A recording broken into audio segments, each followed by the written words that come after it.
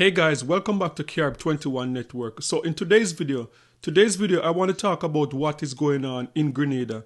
So on Thursday evening we got the breaking news coming out of Grenada that there was a request from the Trump administration to use the Maurice Bishop Airport in their efforts with their conflict with Venezuela. And I'm like, man, now they're dragging Grenada into the conflict with Venezuela, and this just absolutely makes no sense. And when I heard that news, the first thing that came to my mind is that is this history repeating itself? Because for those of us who know the history with the Caribbean, and we knew about Maurice Bishop and what happened with Maurice Bishop and the American invasion of Grenada back in the 80s, this is just not looking good. So just in case you're wondering what I'm talking about, these are the reports coming out of Grenada about a request from the Trump administration to put military resources in Grenada at the Maurice Bishop International Airport. And this was brought to us by TTT News in Trinidad and Tobago.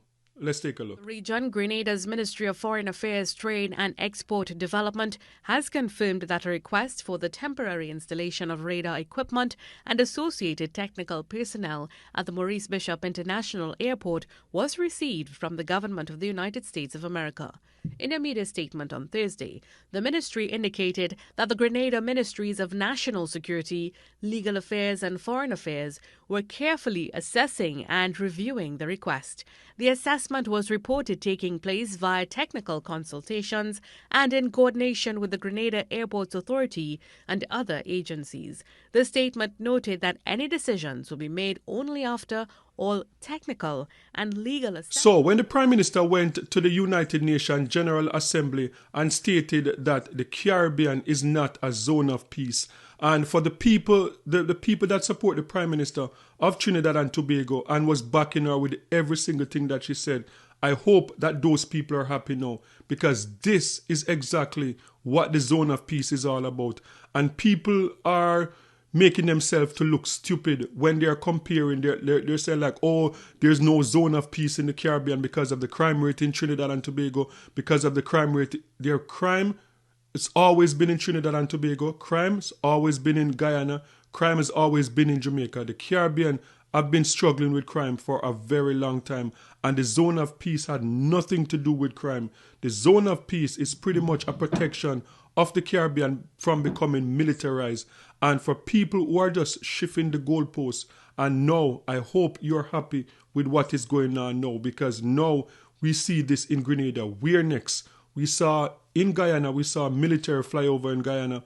We see what is going on in Trinidad and Tobago with the Prime Minister of Trinidad and Tobago saying that she's willing to give up space in Trinidad and Tobago for any possible invasion of Venezuela. And now we're seeing Guyana. So what next? Is it going to be St. Vincent and the Grenadines next? Is it going to be Jamaica next? Is the entire Caribbean region going to become militarized? And as I said, this makes absolutely no sense, because this is America. America that state that they are the most powerful military, they have the most powerful military in the entire world. This is the same America, the same Trump administration since he came in office, and they sent fighter jet across Iran to blow up nuclear plants in Iran. And I stated that already. Iran is on the other side of the world, and if they have the capability of doing that, why would they need Trinidad and Tobago? Why would they need to have a base in Trinidad and Tobago? Why would they need to have military assets in Grenada? It's making no sense. This to me seems like they're dividing up the Caribbean and destabilizing the Caribbean. And this is what it looks like to me, because America, the great, mighty, powerful America, would not need a small base in Grenada to help them to fight anything or to go and invade Venezuela if that's their goal.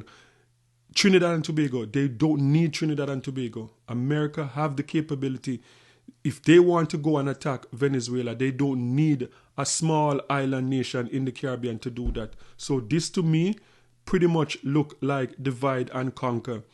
And a few weeks ago, there was a story that came out of Grenada about the Prime Minister of Grenada, Dickon Mitchell, that he was offering up himself to be a mediator between Venezuela and America and Trinidad and Tobago.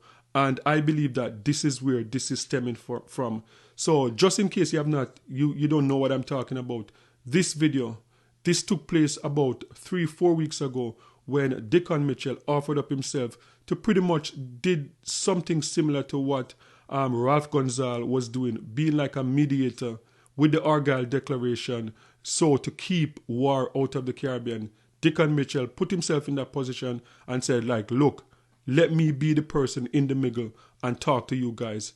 And now this is the result of it. So let's take a look. Grenada has offered to facilitate a dialogue to help ease the growing tensions in the Caribbean that has arisen with the deployment of U.S. forces in a U.S.-declared war against drug trafficking.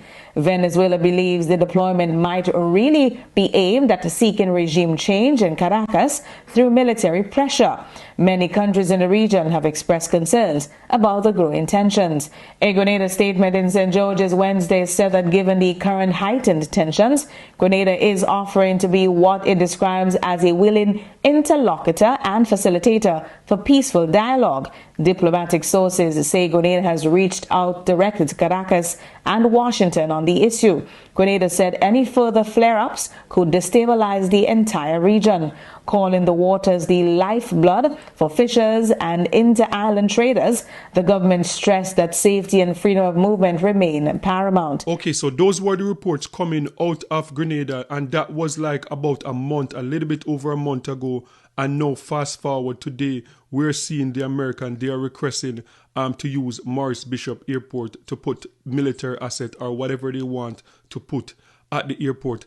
And this is just not making no sense. It's not making sense at all.